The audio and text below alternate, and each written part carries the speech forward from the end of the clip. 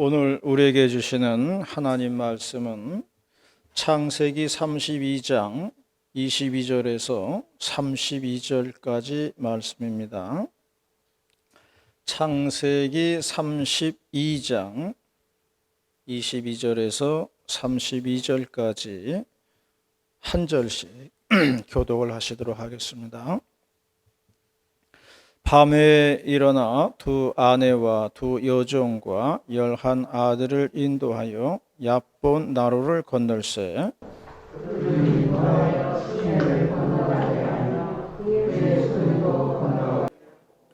야곱은 홀로 남았더니 어떤 사람이 날이 새도록 야곱과 씨름하다가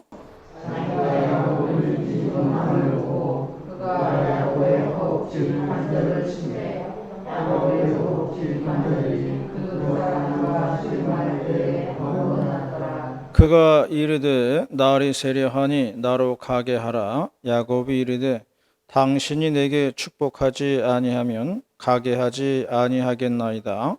그 사람이 그에게 이르되 네 이름이 무엇이냐? 그가 이르되 야곱입니다. 그가 이르되 내 이름을 다시는 야곱이라 부를 것이 아니요 이스라엘이라 부를 것이니 이는 네가 하나님과 및 사람들과 겨루어 이겼음이니라. 그 사람이 이르되 어찌하여 내 이름을 묻느냐 하고 거기서 야곱에게 축복하니라. 그러므로 야곱이 그곳 이름을 브니엘이라 하였으니 그가 이르기를 내가 하나님과 대면하여 보았으나 내 생명이 보존되었다 함이더라. 그가 브니엘을 지날 때에 하나님하고 그의 허벅다리로 말미암아 살았더라. 함께 봅니다. 그 사람이 야곱의 허벅지 관절에 있는 둔부의 힘줄을 쳤으므로 이스라엘 사람들이 지금까지 허벅지 관절에 있는 둔부의 힘줄을 먹지 아니하더라. 아멘. 지난주 화요일은 하지였습니다.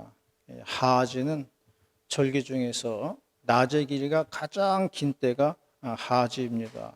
그래서 제가 일몰 시간을 보니까 일몰 시간이 7시 58분이더라고요. 8시까지 해가 안 지는 거예요. 하지부터 시작해가지고 이제 해가 서서히 조금씩 이제 짧아지기 시작하는데요. 그래서 추분이 되면은 낮과 밤의 길이가 똑같아진다는 겁니다. 그때부터는 또 이제 밤의 길이가 점점 좀 길어지는 거예요. 그래가지고 동지가 되면은 밤의 길이가 가장 길어진다는 거죠. 밤이 하도 길다 보니까 그때 동지팥죽 끓여가지고 먹지 않습니까? 그리고 또 동지부터 시작해서 점점점 밤의 길이가 또 짧아지다가 충분히 되면은 다시 또 낮과 밤의 길이가 같아진다는 것입니다. 이렇게 보면 1년 24절기가 재미있어요. 계속 변화하는 그런 모습을 볼 수가 있습니다. 보통 이제 하지를 전후해 가지고 감자를 캔다 그러고요. 논의 모내기는 하지까지는 끝내야지만 된다고 그럽니다. 이렇게 우리 조상들은 1년에 24절기에 맞춰 가지고 농사를 짓고 산 것을 볼 수가 있습니다. 세상에는요, 안 변하는 게 없습니다. 24절기가 계속 변화하듯이 세상도 변화하잖아요. 그래서 다 변하게 되어 있는 거예요. 날씨도 변하고 계절도 변하는 겁니다. 세상도 변하는 거예요. 그리고 사람도 변하는 겁니다. 사람도 바뀌는 거예요. 삼성의 이재용 부회장이 유럽 출장 갔다 와가지고 하는 말이 유럽에 가보니까 참 세상이 얼마나 빨리 변하고 있는지를 몸으로 체험했다. 그런 말을 했어요. 이 변화하는 세상의 흐름을 타지 못하면 시장에서 도태가 될 것이다 하는 그런 이야기를 한 것입니다. 그만큼 모든 게 변하고 있다는 거죠. 오늘은 한 사람의 변화에 대해서 말씀하고 있습니다. 야곱의 변화인데요. 오늘 본문 말씀은 야곱의 일생에 있어서 중대한 변화의 전환점을 말해주고 있는 것입니다. 오늘 우리에게 주신 본문 말씀을 통해서 오늘 하나님의 음성을 듣고자 합니다. 첫 번째로 말씀하는 것은 사람은 변화의 시점이 온다는 겁니다. 변화의 시간이 온다. 24절 말씀 다 같이 봉독하도록 하겠습니다. 24절 말씀입니다. 시작.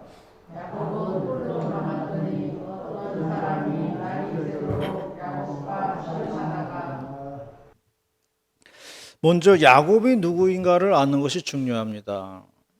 이스라엘 지파에는 12지파가 있는데요. 그 11명의 아들을 낳은 사람이 야곱이에요.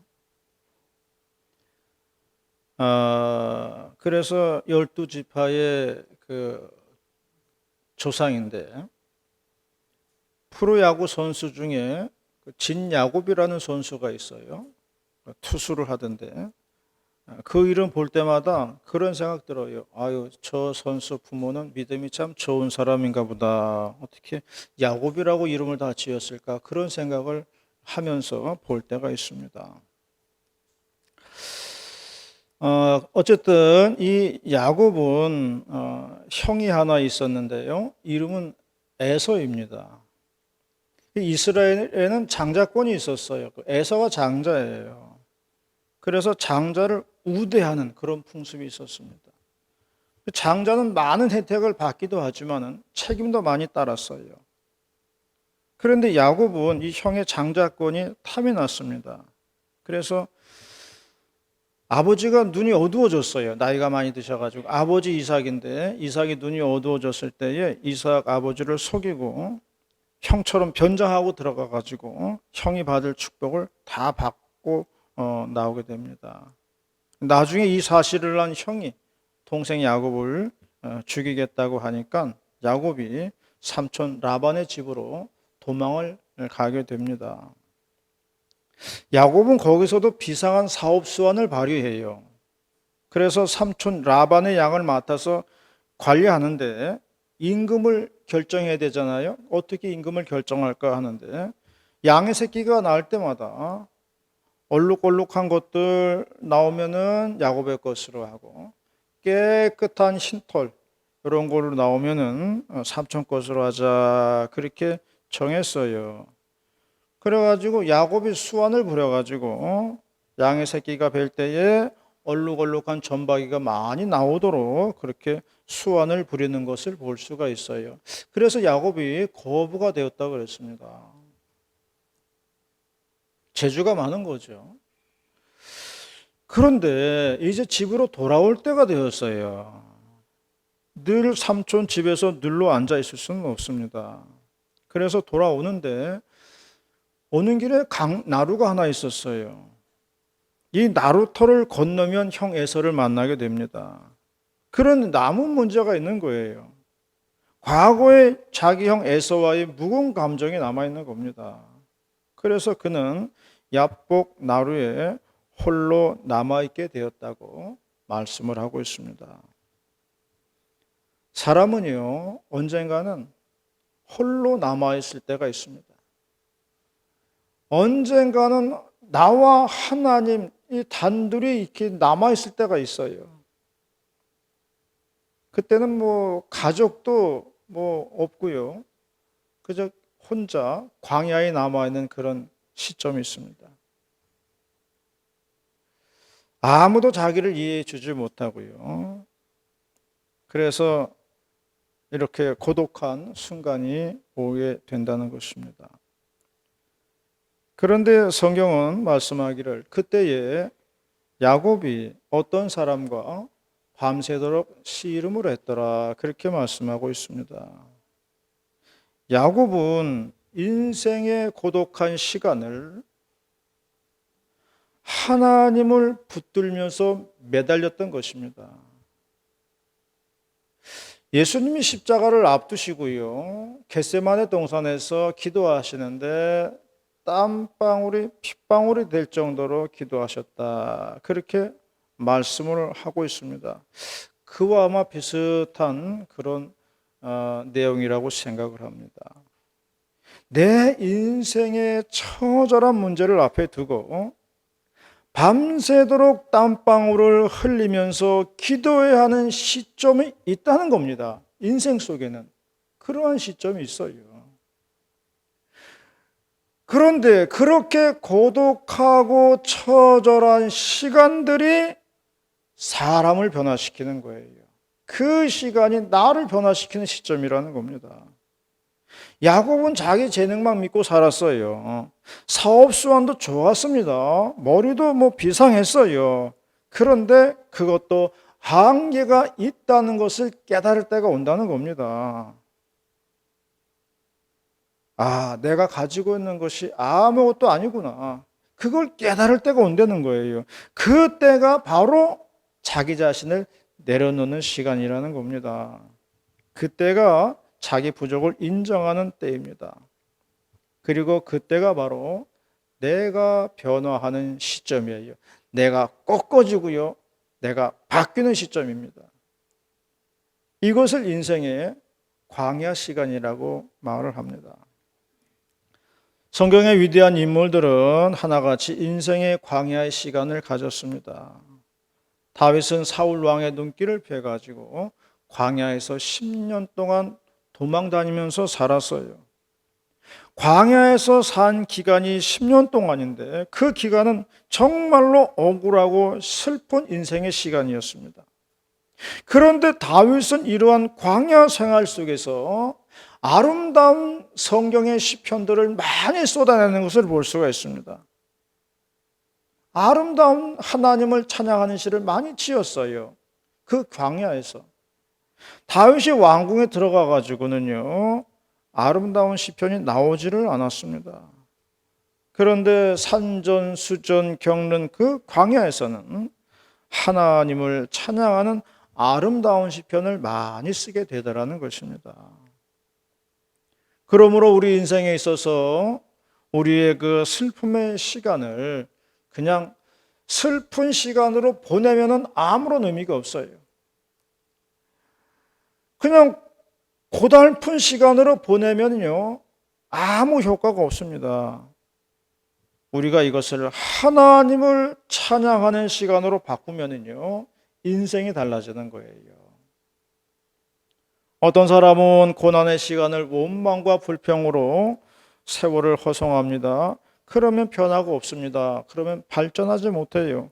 그러나 어떤 사람들은 이러한 고난의 시간을 하나님을 찬양하는 시간으로 만든다는 것입니다. 하나님께 영광을 돌리는 시간으로 만들어 나갑니다. 하나님의 음성을 듣는 시간으로 만들어 나간다는 것이에요. 이런 사람들에게는 희망이 있다는 것입니다. 이런 사람들이 변해서 하나님의 종이 된다는 것입니다. 사람은 누구나 인생에 있어서 이러한 광야의 시간을 만난다는 것입니다. 그리고 이것을 하나님의 음성을 듣는 시간으로 만들어야 한다는 것입니다. 그런 사람에게는 희망이 있는 겁니다. 이러한 저와 여러분이 다 되시기를 바라겠습니다. 두 번째로 말씀하는 것은 하나님의 편에 서는 자는 천사의 도움을 받는다는 것입니다. 하나님의 편에 서야 하나님의 도움을 받는다는 말씀을 하고 있어요. 28절 말씀을 다 같이 봉독합니다. 28절 말씀 시작.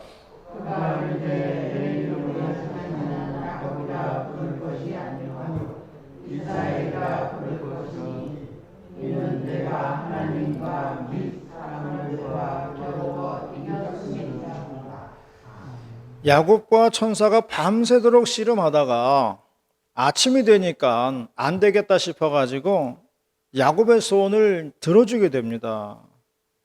천사가 야곱에게 물어보았어요. 너의 이름이 뭐냐? 그랬더니 야곱입니다. 그랬어요. 그러니까 이제부터는 야곱이라고 부르지 말고 이스라엘이라고 불러라. 그렇게 말씀했어요. 야곱이라는 이름의 뜻은 발 뒤꿈치를 잡는다는 뜻이고요. 이스라엘이라고 하는 뜻은 하나님과 겨루어서 이겼다는 뜻이에요. 그러니까 좋은 이름으로 계명을 시켜준 거예요. 그리고 이제 야곱이 천사에게 물어봅니다. 당신의 이름은 무엇입니까? 라고 물어보았어요. 그런데 천사는 자기 이름을 가르쳐 주지 않았습니다. 끝끝내 자신을 숨기더라는 거예요. 그러니까 이 두 분은 지금 상대가 누군지도 모르면서 밤새도록 시험을 한 거예요. 우리나라 말에 상갓집에 가가지고 밤새도록 곡하고서는 아침에 누가 죽었냐고 물어본다고 그럽니다. 밤새도록 곡하고 나가지고 아침에 나가가지고 근데 누가 죽은 거야? 그렇게 물어본다는 거예요. 성경에 나오는 이 두 분은 밤새도록 씨름하고요. 아침이 되니까 서로 통성명하는 겁니다. 너의 이름이 뭐냐? 당신 이름이 무엇입니까? 이렇게 이름을 물어보고 있어요. 그런데 천사는 자신의 이름을 감추고 이스라엘이라고 하는 새 이름을 주고 떠나는 것을 볼 수가 있습니다. 여기에서 야곱은요, 큰 소득을 얻었어요. 여기에서 야곱은 응답받은 거예요. 천사에게 큰 도움을 받게 된 겁니다. 여기서 야곱의 문제가 해결된 거예요. 고난 인생의 터널이 끝이 나게 되는 겁니다. 그러므로 우리 인생의 문제는요, 내가 해결할 수 있는 게 아닙니다. 하나님의 도움의 손길이 임할 때에 문제가 해결된다는 것입니다. 그것을 천사의 손길을 통해서 돕는다는 거예요. 내 삶의 문제에 하나님의 손길로 말미암아 해결된다는 것을 믿으시기를 바랍니다. 하나님의 도움을 받아야 한다는 것입니다.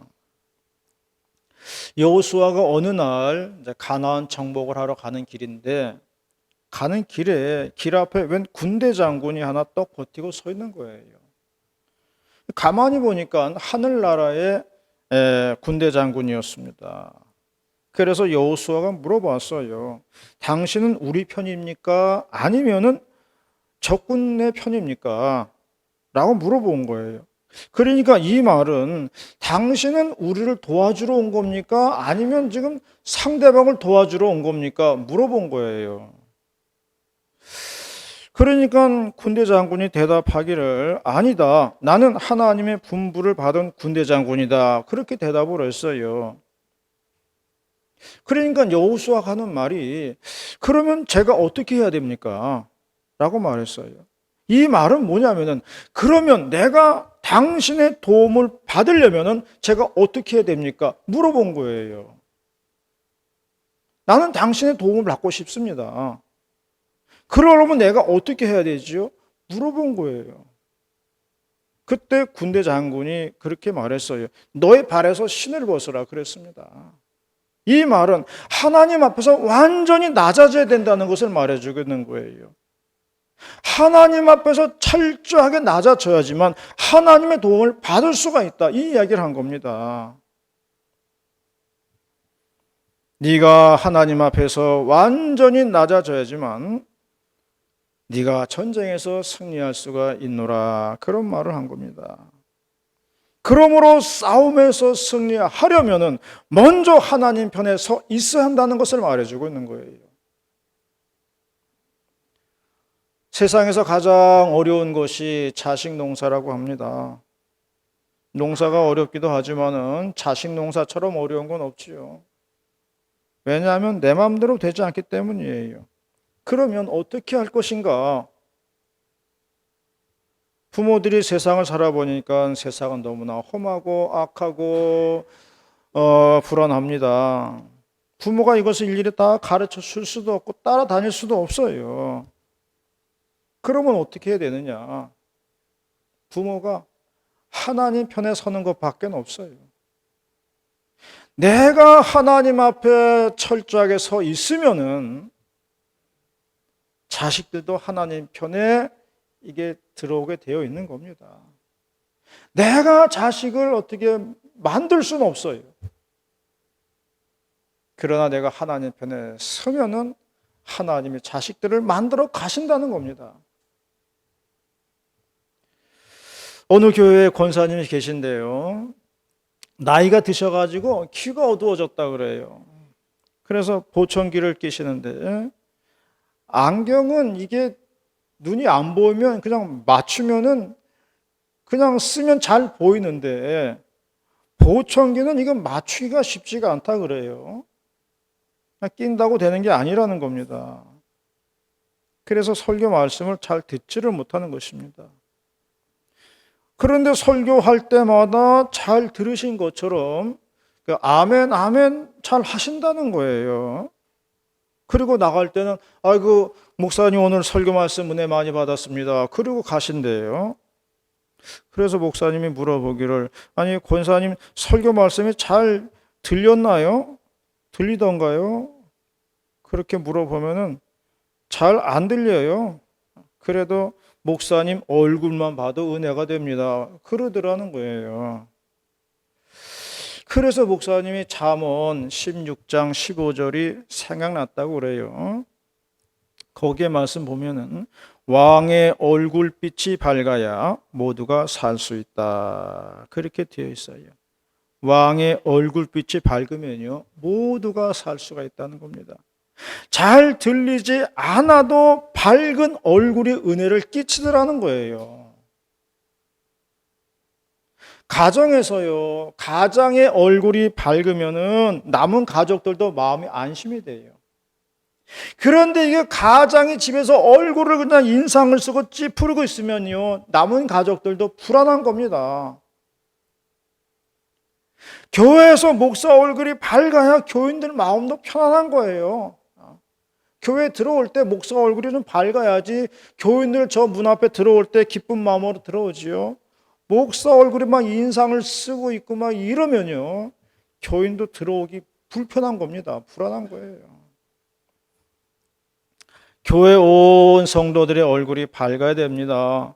온 성도들의 얼굴이 어두우면요 사람들이 저건 무슨 고민이 있나 보다, 문제가 있나 보다 그렇게 생각을 합니다.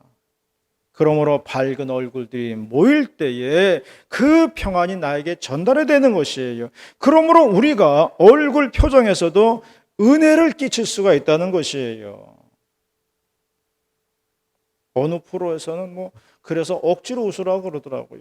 억지로 웃게 만드는 것도 있는데 그건 너무 억지 웃음을 웃으라 그러니까 좀 더 이상하더라고요. 그래서 보니까 박수를 하하하 허허 막 억지로 웃으라 그러는데 나는 그거 보면은 더 좀 어색하더라고요. 웃음이라는 게 자연스럽게 나와야지 억지로 웃으라 그러니까 더 이상해요. 어쨌든 중요한 것은 내가 하나님 편에 서야 한다는 것입니다. 그러면 나머지는 따라오게 되어 있다는 거예요. 그래서 밝은 얼굴이 되어야 한다는 것입니다. 그러면 사람들이 물어볼 거예요. 아니 세상에서 온갖 고생으로 찌들어 살고 있는데 교회 밖에만 나가면 지금 염려와 근심이 지금 산더미처럼 쌓여 있는데 어떻게 인생을 피고 살 수 있습니까? 어떻게 인상을 필 수가 있습니까? 물어볼 거예요. 그런데 그 대답은 그겁니다. 그래서 하나님 편에 서야 한다는 거예요. 하나님은 빛이라고 그랬습니다. 하나님 안에는 어둠이 없다고 그랬어요. 하나님은 생명이라고 그랬습니다. 하나님 안에서는 살아 숨쉬는 생명이 있는 거예요. 그러므로 내가 하나님의 편에 설 때에 내 가정이 사는 것이고요. 내가 하나님 편에 설 때에 내 교회가 산다는 것을 믿으시기를 바랍니다. 하나님을 내 편으로 끌어들인다는 것은 쉽지 않아요. 하나님을 내 편으로 끌어들인다 결코 쉬운 건 아니에요. 그러나 내가 하나님 편으로 가는 건 쉬워요. 내가 하나님에게 가는 건 더 쉬운 거예요. 내가 하나님 쪽으로 감으로 말미암아 하나님 편이 다 되어서 우리의 모든 인생의 문제에서 해결함을 받는 저와 여러분이 되시기를 바라겠습니다. 마지막 세 번째로 말씀하는 것은 겸손한 사람은 상처난 환도뼈를 안고 살아가더라 하는 것입니다. 상처난 환도뼈를 안고 가는 겁니다. 31절 말씀 다 같이 봉독하겠습니다. 31절 말씀 시작.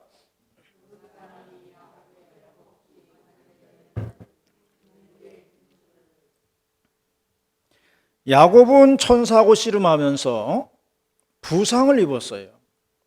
환도뼈를 다친 겁니다.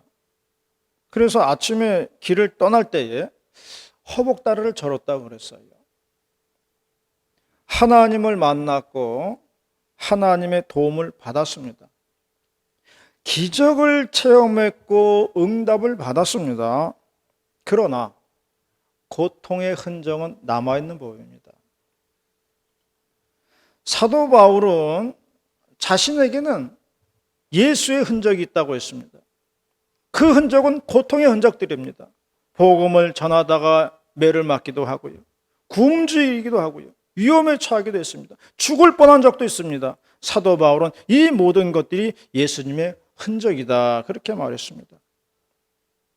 지난번에는 제가 예초기를 가지고 풀을 깎는데 돌멩이 하나 튀더라고요. 그 정강이를 쳤는데 얼마나 아팠는지 난 피나는 줄 알았어요. 근데 보니까 피는 안 나는데 아직까지도 포런멍이 들어있더라고요. 이게 흔적입니다. 이게 흔적이에요. 야곱은 일평생 동안 다리를 절면서 살았습니다. 천사와의 씨름에서 다쳤기 때문이에요. 그래서 야곱은 그 상처를 안고 살았습니다. 그는 죽을 때까지 그런 생각했을 거예요. 야복 나루토에서 천사를 만난 일, 그리고 응답을 받은 일, 그리고 그 자리에서 자신이 깨진 일, 그리고 새 사람이 돼가지고 살게 된 것을 잊지 않았을 것입니다. 그러므로 변화받은 이스라엘은 상처난 환도뼈를 잊지 않고 고스란히 갖고 살아갔다는 것입니다. 그리고 그것이 그 사람으로 하여금 겸손하게 만든 거예요. 그 흔적들이 그 사람을 겸손하게 만드는 겁니다. 십수년 전에 종교계의 노벨상이라고 하는 템플턴상을 한경직 목사님이 수상을 하셨습니다. 한경직 목사님 미국으로 건너가서 템플턴상을 수상하셨는데요. 수상 소감을 말할 때에 그렇게 말씀하시더라고요. 나는 이 상을 받을 자격이 없는 사람입니다. 왜냐하면 저는 일제강점기 때에 신사참배한 사람입니다. 그렇게 말했어요. 자신은 신사참배를 한 죄인이라는 겁니다. 한경재 목사님은 일제강점기 때에 신사참배를 한 행동을 평생 동안 자신의 죄로 안고 산 거예요. 그렇기 때문에 자신이 교만해지려 가는 순간 성령은 깨달음을 주시는 겁니다. 아, 나는 신사참배를 한 죄가 있구나. 내가 무엇을 자랑하겠는가? 내가 하나님의 은혜로 사는 거지 나를 내세울 게 없구나. 나는 평생 주님께 회개하는 심정으로 살겠다. 이런 마음으로 한 목사님은 평생을 목회하며 산 거예요. 응답이 있어도 흔적은 남는 법. 그 흔적은 나를 겸손하게 만든다는 겁니다. 그리고 그 흔적을 가지고 일평생 동안 주님을 섬기게 만드는 겁니다. 그 흔적으로, 그 겸손함으로 일평생 동안 우리 주님을 섬기도록 만들어 가신다는 거예요. 그러한 저와 여러분이 다 되시기를 축원합니다. 기도하시겠습니다. 사랑과 은혜가 많으신 하나님 아버지 고맙습니다. 우리는 다 주님의 흔적들을 가지고 있습니다. 그것으로 인해 가지고 주님을 더욱 겸손히 섬기고 더욱더 받들어 섬기고 나를 주장할 수 없고 주님만 드러내는 삶을 살게 됩니다. 하나님 아버지, 오늘도 겸허히 주님을 받들어 섬기며 오늘도 주님 앞에 왔사오니 은혜로운 시간, 은총의 시간 될 수 있도록 인도하시고 역사하여 주시옵소서. 말씀 속에서 생명이 일어나게 하시고 말씀 속에서 소망이 일어나게 하시고 말씀 속에서 살아갈 용기를 허락하여 주시옵소서. 모든 말씀 예수님의 이름으로 기도 올리옵나이다. 아멘.